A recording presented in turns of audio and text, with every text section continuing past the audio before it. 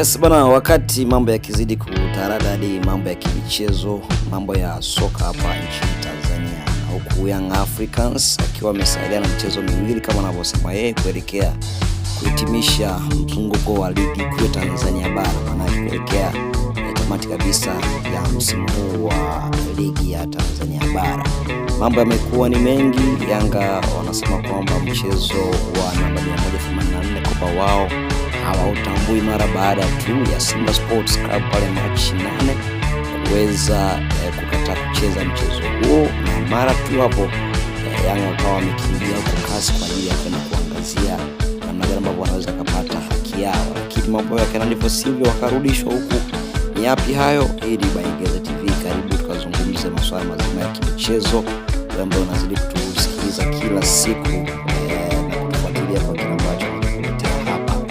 Bana, mshike wa bodi ya ligi na Yanga na wanazidi kuchangamka sana, ambapo huku bodi ya ligi wao unasema Yanga wanatakiwa kucheza hii mechi ya tarehe 15, lakini wao wanasema mechi ya tarehe 15 hawaitambui katika mechi zilizosalia katika kwenye ratiba yao. Wakawa nasema kwamba wao hawajui hiyo mechi. Yapi yanayojiri huku? Yanga wapo kwenye mazoezi kwenye viwanja wakijiandaa na kumalizia mchezo dhidi ya Dodoma Jiji na Tanzania Prisons, ambapo ndo mchezo wao miwili ambayo iliyosalia, tukiachana na huu ambao bado na mshike, lakini wanakwambia mazoezi ambayo yapo yanafanyika sio tu ya Dodoma Jiji na Tanzania Prisons. Inaonekana kuna jambo Yanga Sports Club wanajiandaa nao kwa ajili ya dabi. Sasa ni yapi hayo? Watu wamekuja na kuzungumza mengi katika mitandao ya kijamii kuelekea wanapoona mambo Yanga wanapojiandaa kuelekea mchezo huu. Sasa nami nikasema sio mbaya nikuletea hapa, nikufahamisha na nikutezi picha viongeo ambazo unaziona hapo Yanga kwa wanafanya mazoezi mazito kuelekea mchezo wao.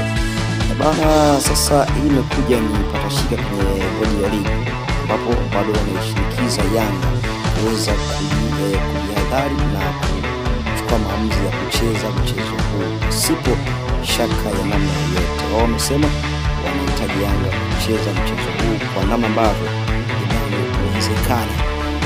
Hii ni Baigeza TV, subscribe, like, share vile na comment juu ya taarifa zetu ambazo tunazozileta hapa kila siku, ili kabisa uweze kuwa kwanza kuzipata. Asante.